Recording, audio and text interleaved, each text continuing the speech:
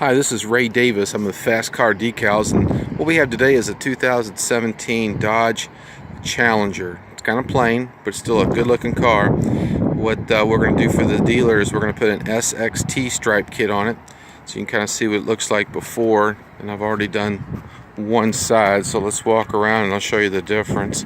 This is a big selling kit because it does look like factory, and it's easy to install. It's not that hard. The best trick I can tell you on this kit is install the door first. I know it sounds kind of funny, but install the door first and everything else lines up. If you start in the back and it's off a little bit, by the time you get to the front, it's an awful lot.